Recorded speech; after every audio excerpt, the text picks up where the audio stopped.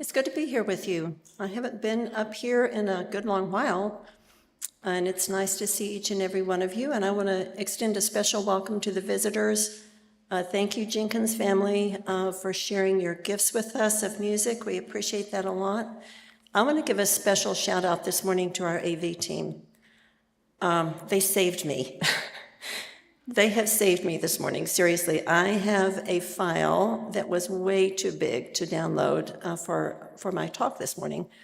And so Garrison and Janessa on the phone with Jerron, I spent quite a few minutes this morning getting this to work. So kudos to them. I appreciate you guys so much. It is a blessing to have people who are willing to help you, because I was lost. I want to cover just a few things before I get started. Most of you know, I came back from the Philippines and got really sick for a couple of weeks, and my voice is still not great. So I'm sorry if I clear my throat a lot this morning. I hope we get through this okay. So many people, many people have asked what the Philippines trip was like. What did you do in the Philippines? What went on there? So I'm going to spend most of our time this morning going over that. And the file share that I uploaded when it was so huge is because there's lots of pictures here. So I'm going to just tell you a little bit about this. I want to provide some context first. This was not an evangelistic trip. Like the trip that was planned by the, the Northern California Conference, last year that Adrian and Pastor went on, and many of the pastors from the conference went to the Philippines and went to different churches and held evangelistic meetings. That's not what this was. It wasn't a conference-sponsored event. It was actually requested by the entities in the Philippines, and I'll tell you about them in a minute, for the Kintsugi. Many of you came to the Kintsugi series when Dr. Tio was here, right? A few weeks ago. It was a really good experience, I think, for everybody who came and really participated in that. So Dr. Jeff is a graduate, I think his master's degree. I know he didn't get his bachelor's there, but I think his master's degree was there. And of course, Ron and Genevieve both are graduates of this school. So the reason that we were invited, is because the University of the Philippines, I'm going to try to figure out how to work my PowerPoint slides here. Is it up or down? Don't know how to forward the slides, folks. Janessa, can you save me once again?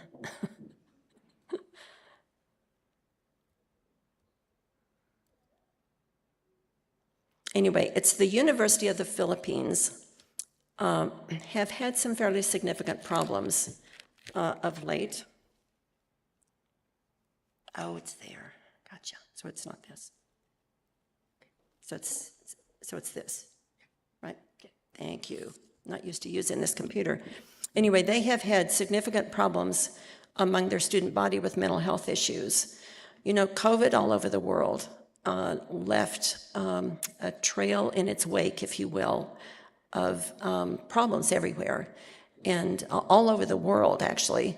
And so the students at this school had been struggling with some mental health issues, and so the administrators there invited Dr. Jeff to bring Kintsugi. It's not unfamiliar to them. There's actually a team of people there at that university that have been trained in Kintsugi, or are training in it. Okay, we can get this.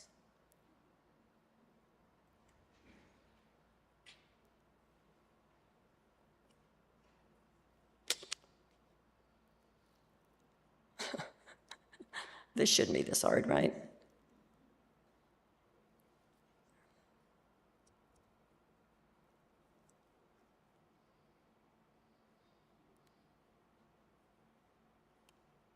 Honestly, it's almost like something does not want this to work today.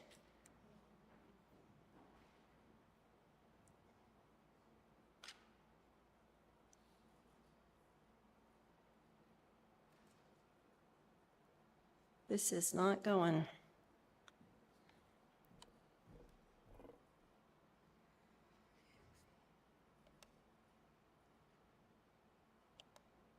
Is it this one? This one?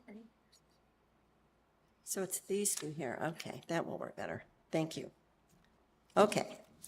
So the Adventist University of the Philippines, it was on the campus where we went to present this. This is an old campus.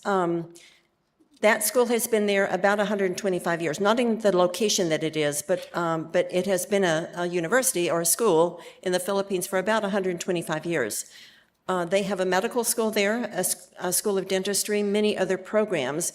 Their current enrollment is about 5,000 students. That's up a little bit just this last year. They have a president that is fairly new there, and she's brought some good things to the school. You may have noticed in the review, I don't know how many of you people read the review, but in the January review, there was a very small article about groundbreaking for a hospital on the campus to support the medical school and the School of Nursing, which they have a well-respected School of Nursing there as well, which will be a training center for those students, but also a service for the community, because healthcare in the Philippines is not like it is here, right? It's not as easily accessible. It's not. It's just not like it is in the U.S. So this will be a real blessing for that community that this school is located in. The church on the campus is Philippines International Church. Big church, mostly for the students, but also serves the community as well.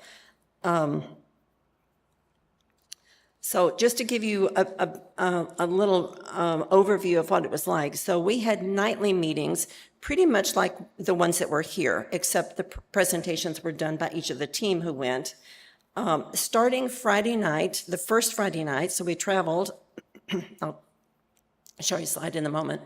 So we left here on Wednesday, Ron, Jen, and I left here from Reading on Wednesday evening about 8:45, got to San Francisco, met up with Jeff and Mags in San Francisco, and left San Francisco about 1 a.m. Thursday, got to Manila at about 6 in the morning on Friday. So accounting for the time difference in the day and so forth. We had no rest from, for me, from Wednesday morning preparing. So this is a little picture of Ron and Jen in the airport, already tired. The only rest that they got was pretty much what naps we could take on the plane going over.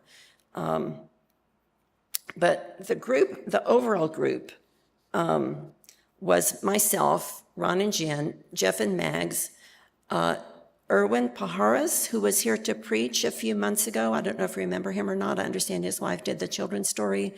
I was not here that Sabbath, so I missed him, but I know Erwin through our Kintsugi connections. And then a woman whose name is Vanessa Lewis Williams, who's actually Zimbabwean, shares her time between Zimbabwe and Australia, came to be part of it. Another couple was supposed to be there. He was diagnosed with melanoma fairly recently, so they were not able to make it. But that was the team. We left Manila Airport, so we got to Manila, like I said, about 6 in the morning. The school had sent 2 vans with drivers from the school for us to pick us up with all of our luggages and all the stuff that we had. Vanessa had arrived about midnight, so she was there maybe 6 hours before we got there waiting for us. We got there about 6. It was a project. Anybody who's traveled much knows getting through the Manila airport, and getting through that whole process. And then Erwin was coming that same day, but his flight didn't arrive until about noon. So we had about, 5 or 6 hours in there. So when they picked us up from the school, we went directly to the conference office, one of the conference office there in Manila. And this is Jeff talking to a conference official there. We took care of some business there. And I want to show you while we were waiting for Jeff and Ron to do whatever, the others of us kind of did a walk through the neighborhood. I think in your picture on the left, that is the backside of the Adventist hospital. So the conference office property is here, and then kind of right across the street is this Adventist hospital. So we were just walking around waiting for some time. These markets are all over the place there. Great tropical food to eat. It was Easter weekend. I don't think any of us really thought about that, but we arrived on Good Friday. The Philippines is a very Catholic country, and so there were lots of activities going on that whole weekend, festivities, things closed that we hadn't expected to be closed. We just didn't think about it. But I think that's what some of the decorations are there. The other thing, and I sort of included this in several of the slides, is we were sort of intrigued, Vanessa and I especially, because everybody else is from the Philippines, really, about the electrical wiring everywhere. It was just, you looked at that and thought, oh my goodness, how does that work? How does they keep the electricity running? And I think they don't sometimes, right? She's laughing. Vanessa's traveled a lot of places. She said it reminds me of India, but it was just kind of interesting watching there. We went from there. They took us to a beautiful park in Manila, just because we had several hours to wait. And I want to tell you, Vanessa and myself. Vanessa is the lady sitting next to me there, and we were told by our travel mates, stay with us. It's not safe. Stay close to us. Stay close to us. Well, Vanessa and I tended to wander because we were very curious about all kinds of things. And the school had assigned to be with us their associate pastor for, I think he's a youth pastor, actually. His name is Pastor Dadz, D-A-D-Z. That's not his real name. It's just part of it we could pronounce or understand. He was the best. He was the best. I'm not kidding you. I just love this man. I will love him forever. He was so great. And the man in the middle between Ron and Jeff, I think was part of the conference team, but he went with us the rest of that day and out to the campus. His name is Jackson. There's Jackson. He kind of hung out with us that day. So we were just in the park, for a few hours. It's hard to describe that heat. If you haven't been in that heat, it is hard to even describe that heat. So Jen and I had not had a chance to change our clothes. You can see that we're quite dressed there. We still had our clothes that we flew in, and of course we were, it's cold in the airplane, so we had worn, a lot of clothes. That is Pastor Dad standing next to Vanessa there. He was so attentive and so wonderful and so kind in everything we did. And the first picture that you saw there, Vanessa and I were just so hot that we kind of wandered around and found that place in the shade to sit down. And the other folks came looking for us because they couldn't find us. They were worried about us. But that was an interesting morning. I didn't include a lot of pictures. We did actually Mag set up a place in Messenger, I think, where we could do a photo download. So everybody downloaded their photos, and there are several hundred pictures on there, including the ones that I took. So trying to sort through and just pick out a few that I could share with you was quite a project. This is on the campus. So when we got to the campus, which was about 4 o'clock that afternoon, when you come in right in front of the church there, they had this big billboard with, announcing our series, the Gospel Festival. This took place during their spring week of spiritual, I think what they called it now. But that's what we took, was that week to present mostly to the students and the people on the campus there. So that was what greeted us coming in. This is the church. This is Philippine International Church. Large church, large building, accommodates probably 3,000 people. The first weekend, actually, so this was on Friday when we got there, right about 4 o'clock. We got taken to our rooms, got to clean up a little bit, went to dinner to the dining hall, and then that was our first meeting that night, and Ron preached that night. Now, he had not had sleep since probably Wednesday morning. We're going on at least 36 hours now, and he preached that first Friday night. In the church there. The church was not full that weekend because it was a holiday break and some of the students were not, on campus. And then for Sabbath morning as well, the church wasn't full. But by the time we got back on Monday for the meeting, it was full every single night. That's the team, the Kintsugi team that came. Jeff said Kintsugi US.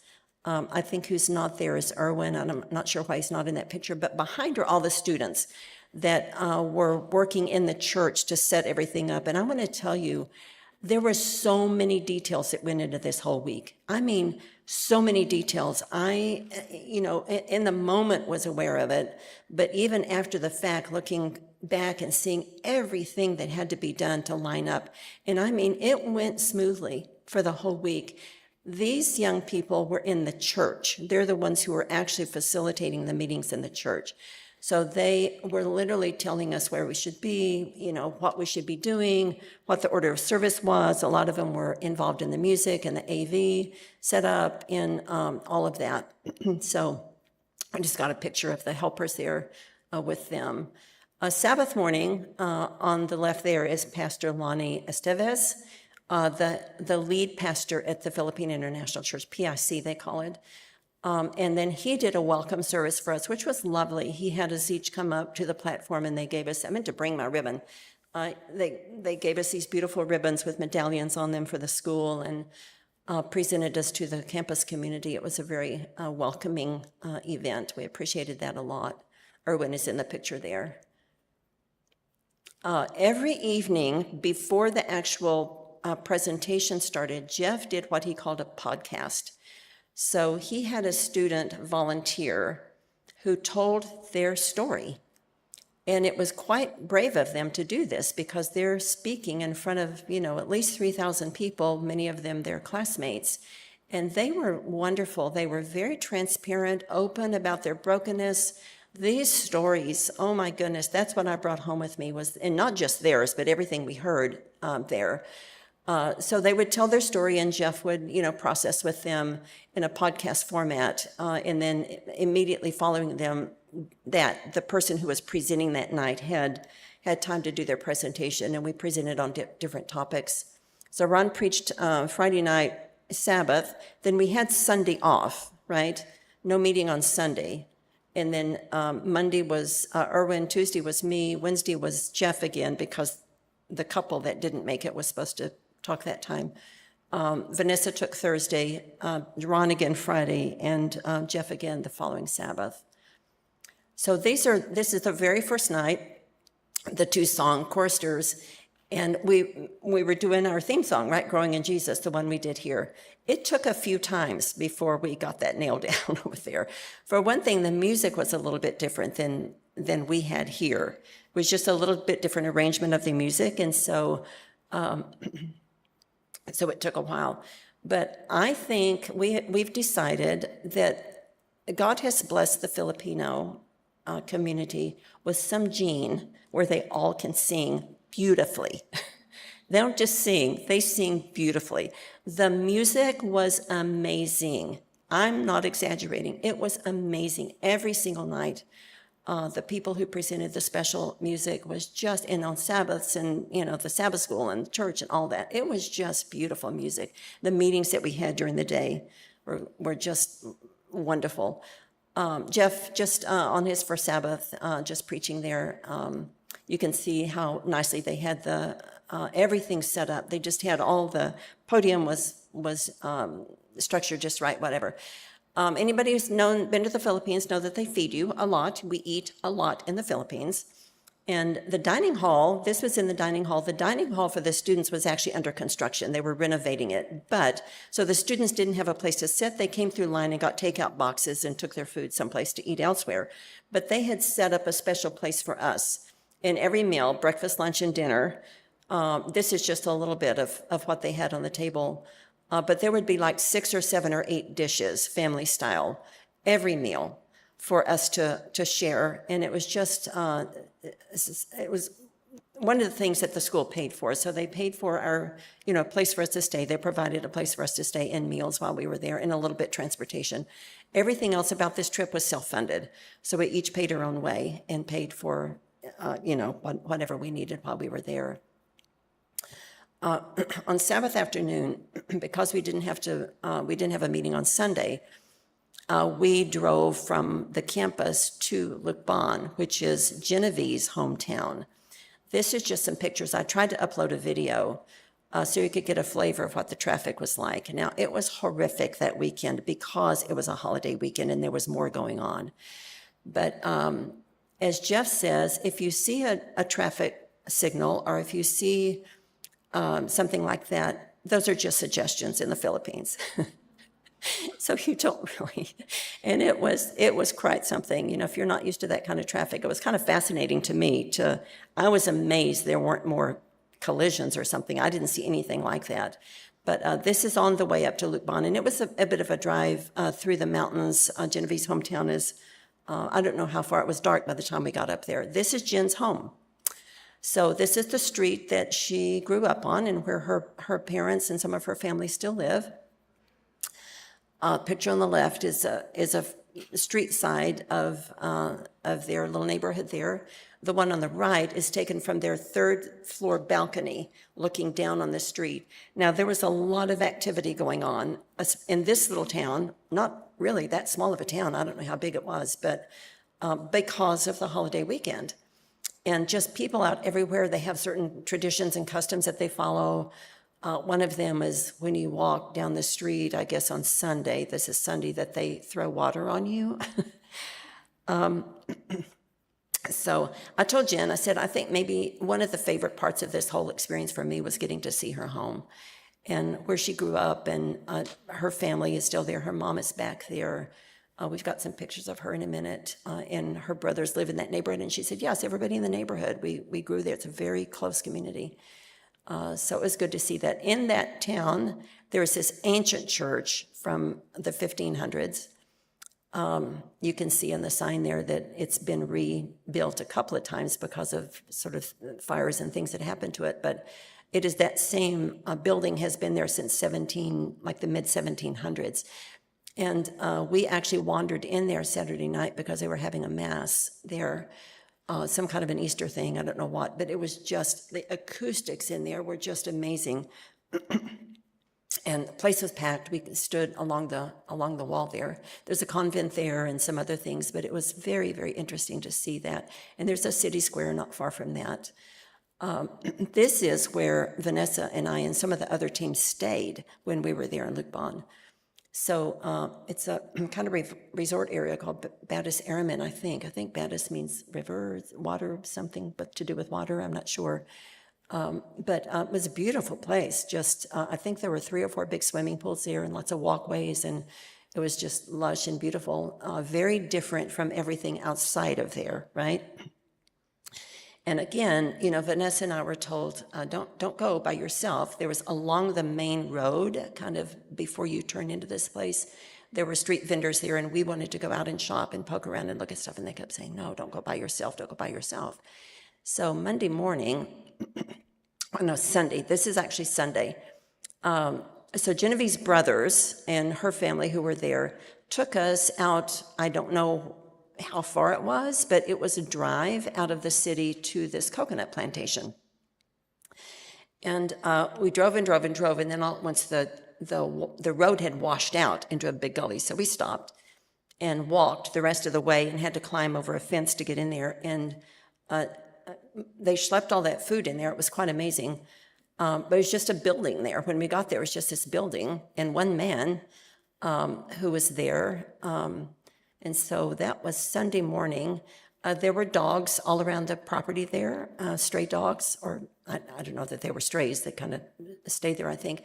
But the one in the left who is tied up, they weren't friendly dogs, but they weren't vicious. They weren't scary, except the one that was tied up on the left. And she was pretty, we knew better than to get close to her. Well, in a few minutes, that little puppy that this little guy is holding came out from under that building, and we realized why she was being so protective. So we picked the little dog up and he's the son of one of the Philippine team members, took a picture of that little doggy. So sweet little dog. And that's the group that went to the plantation. You can see Genevieve's mom is in the picture on the right-hand side. She's the woman sitting with the pink jacket on there. And behind her, I think, is some of the family as well. And those are other people that were just part of the group that went up to the coconut plantation. They were so excited for us to drink coconut milk, right? So the guy went out and picked the coconuts off the tree, excuse me, and cut them open. And we drank coconut, and I didn't tell them. I've done this many times in Hawaii, only they give you a straw there. We were just drinking this stuff, running all down us. It was fun, though. We had great food, and it was a fun experience to go there. I think this was Sunday night.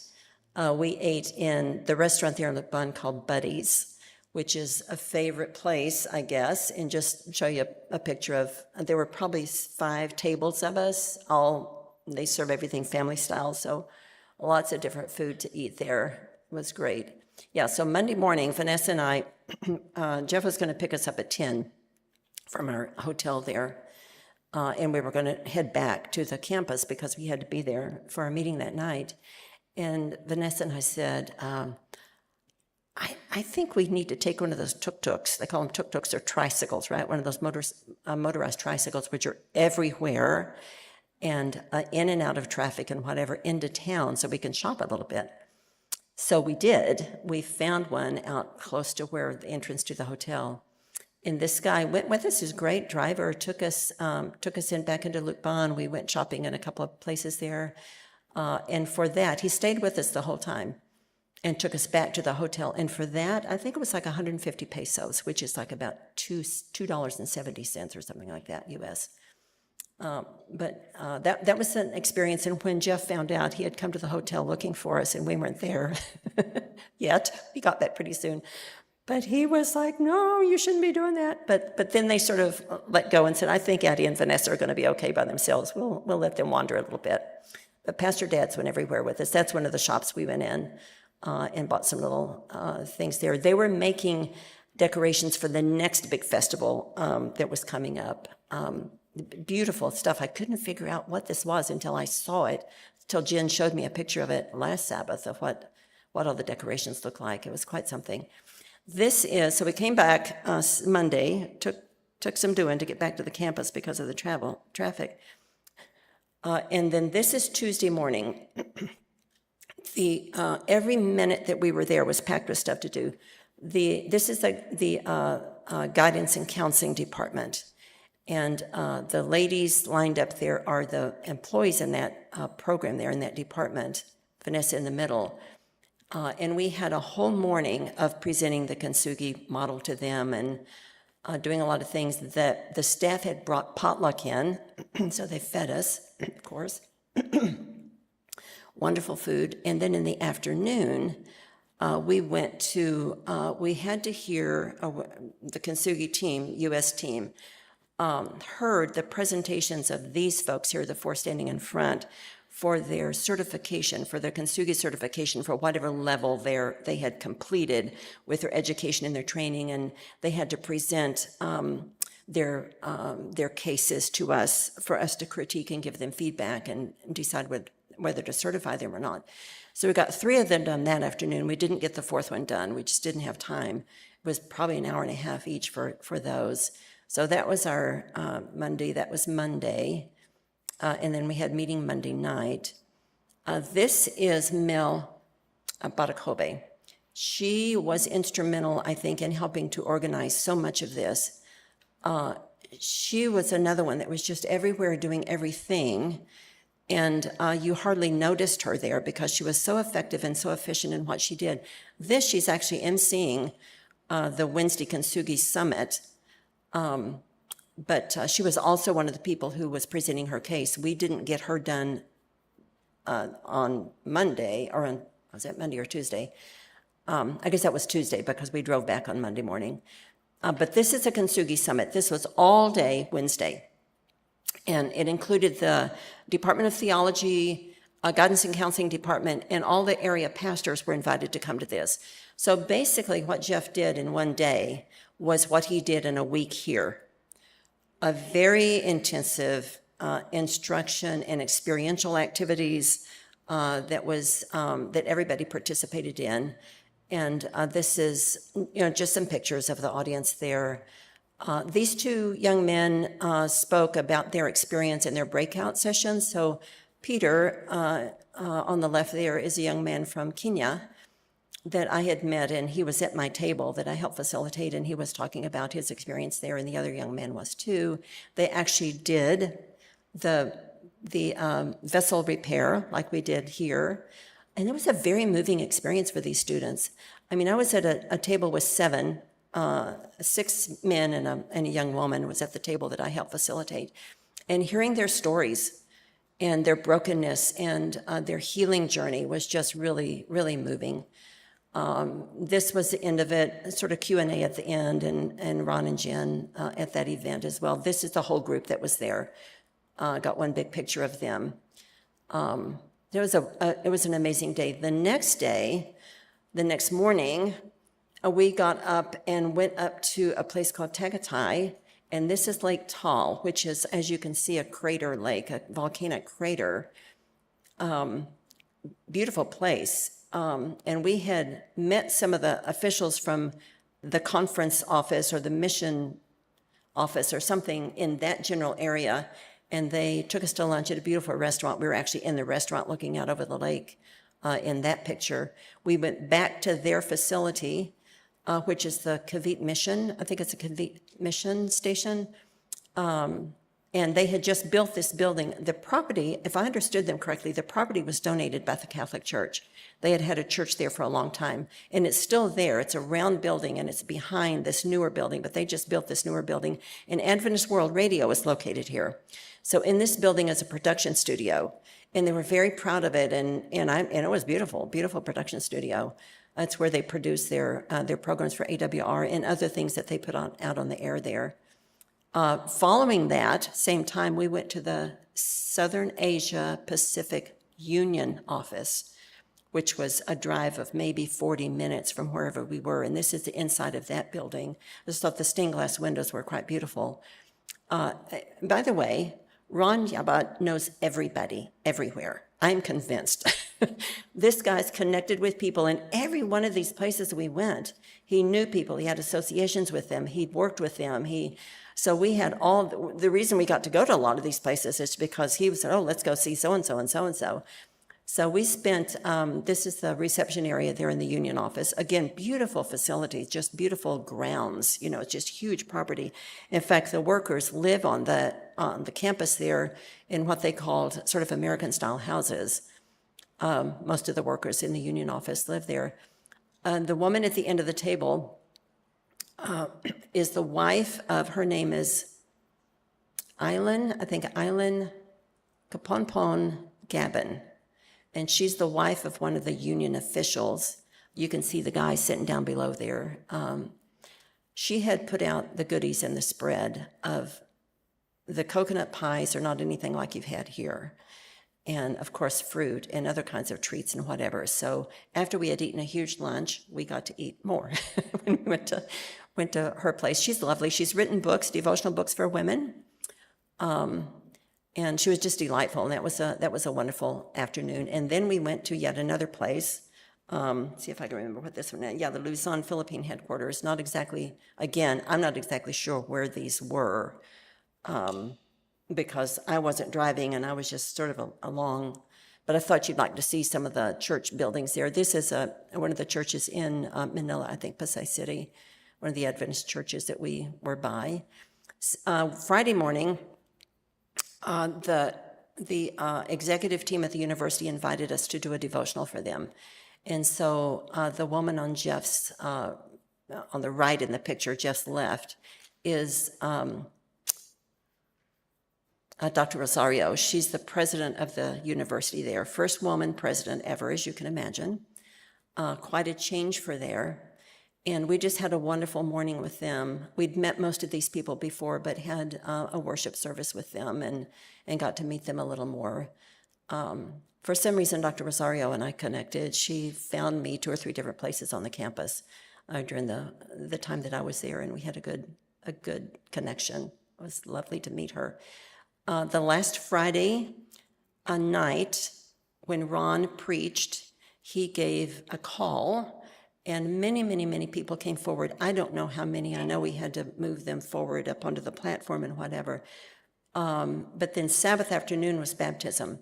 And most of these candidates had already been planned to get baptized. The young woman in the orange there was an exception.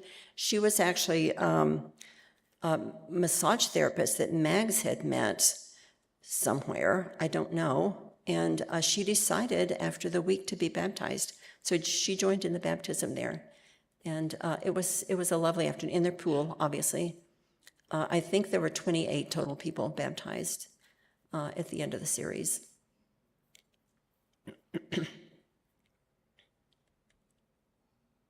So blessings on them. I want to show you this last picture. I told you Vanessa is from Zimbabwe. We were talking to some of the students there, and they said, oh, we know some people from Zimbabwe. So they went and found these two young women and brought them to connect with Vanessa, and they were so happy to see her and to talk with her. They have been there 2 years, I think, and have not been able to go home yet. People from all over the world, students from all over the world come to go to school here, and I think one of the reasons why is because it's quite affordable, actually. They have it's very different, a work-study program where if students work, they're limited in the number of credits they can take, so I think only 3 to 6, I want to say something like that, which takes a very long time to finish school if you're doing it that way. But if that's the only way they can get their school tuition paid for, some students choose to do that. Pastor Dad's was one who went through his undergrad program like that. And he said that the work paid for his schooling, but it didn't pay for anything else. And he literally didn't have food to eat. So behind where we stayed, and I was going to upload a picture of it, and it just got to be way too much. But there's banana trees, many, many banana plants back there. And I don't think that part of the property belongs to the school, but he said, yeah, we would go down and cut bananas and eat the bananas off the trees. That's what we had to eat. Often that's the only thing we had to eat. So these students make lots of sacrifices to get their education and to go to school. And like I said, the stories I heard from them were, including Peter's story, it's one of the things that I have taken away with me from this trip for sure.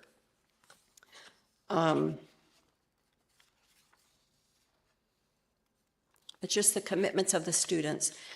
I was very impressed, besides the musical giftedness of most of these folks, I think, how these students are taught leadership skills.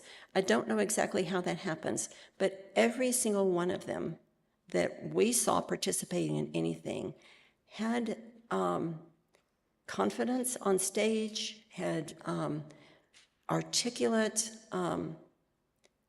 gracious, and that clearly is being inculcated in them somehow in their experience there on the campus. You may have seen in the pictures that I was wearing dresses, the few that I was in, because I was told, I don't wear dresses, as you know, probably, but that no, you need to wear dresses and they need to be well below your knee, Addie. So I had to go find a few things to take to wear. And it was funny, when you go in the dining room, there was a kind of a poster billboard thing there that said, this side of the billboard, yes to wear, on this side of the billboard, no to wear. So they were taught what was acceptable to wear on campus and what wasn't. And but these students, I was just so impressed with them. I was really impressed with their leadership, a training that they were getting somehow. Pastor Dad's, I think, has a big role to play on that campus with the students and with everybody there.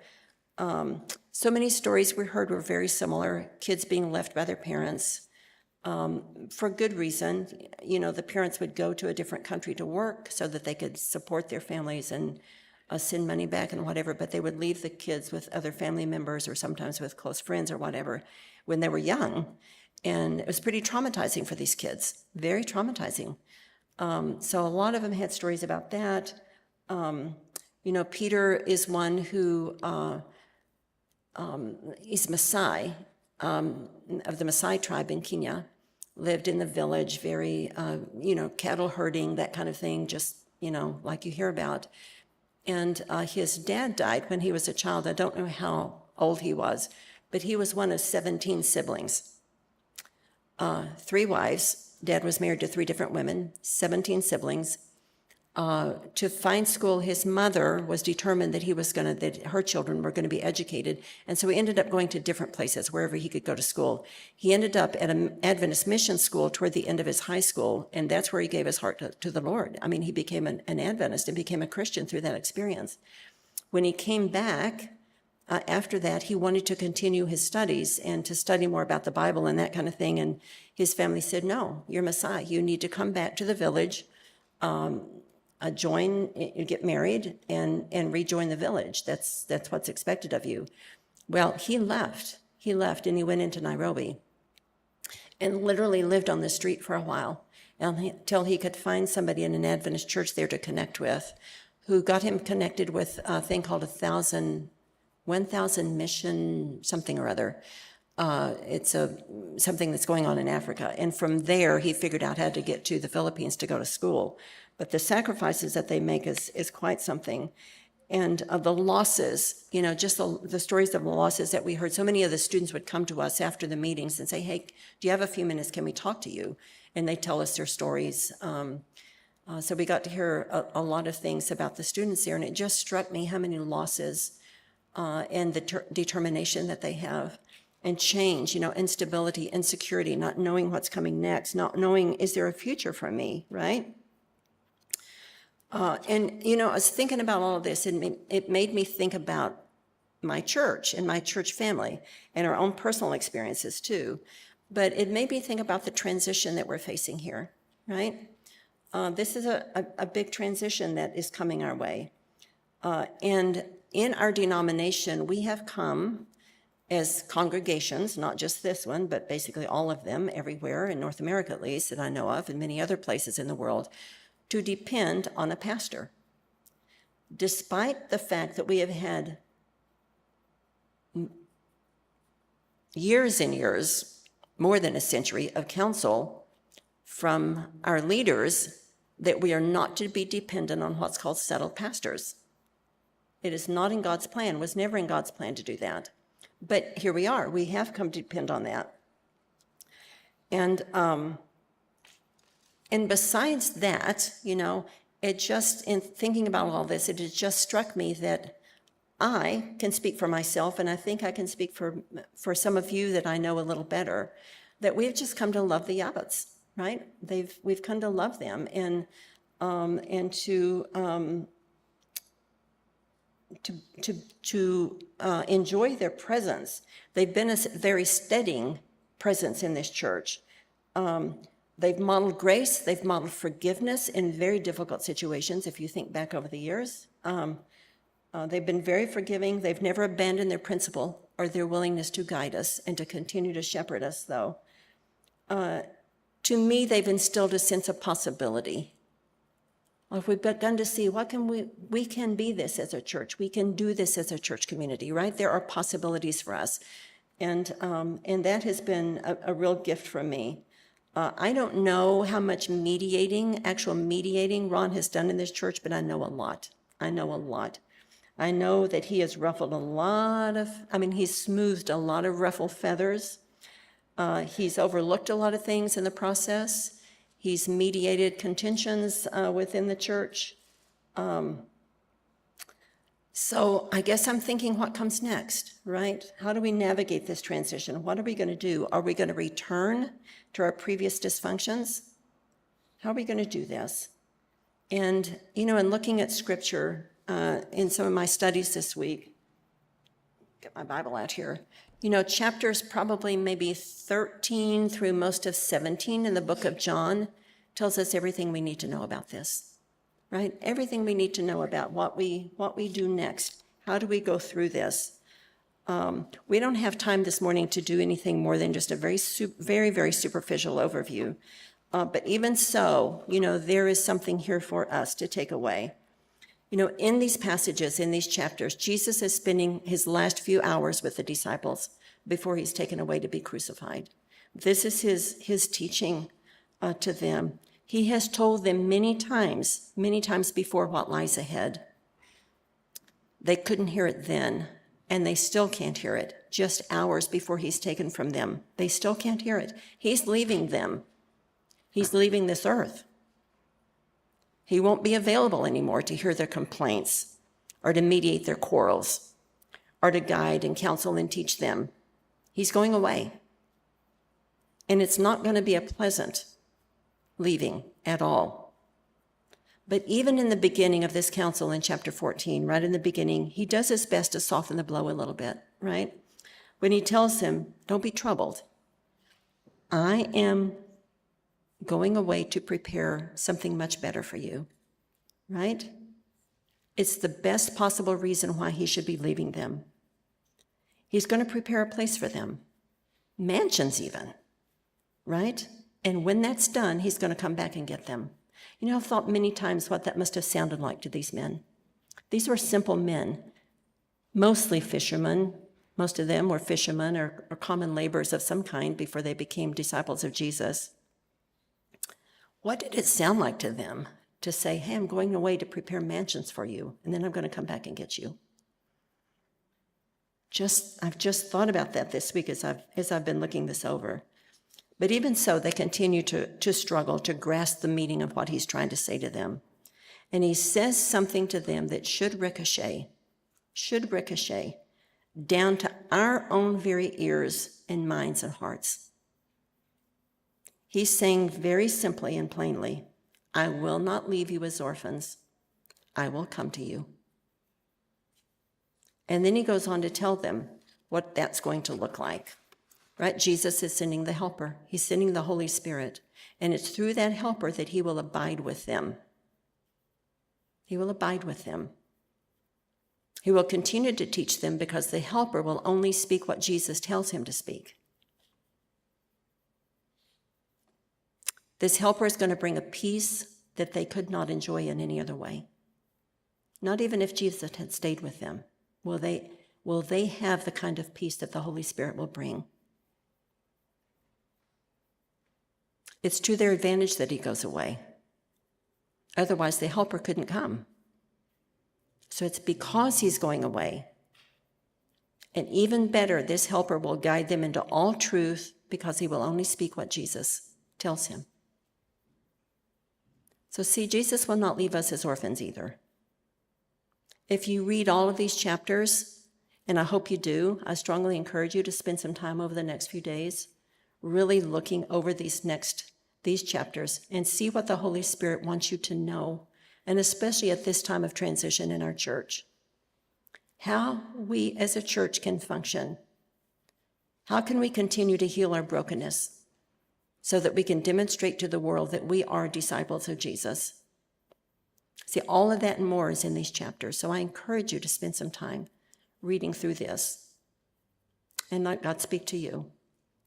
So no matter how many disappointments, no matter how many losses, how many difficult life transitions you have or you will experience in the future, no matter what the true practice of your faith will cost you, like some of the stories I heard, rejected by family, misunderstood by friends and relatives, no clear future or pathway, no understanding of what comes next, no one to mentor you, no one to guide you, just left to figure it out.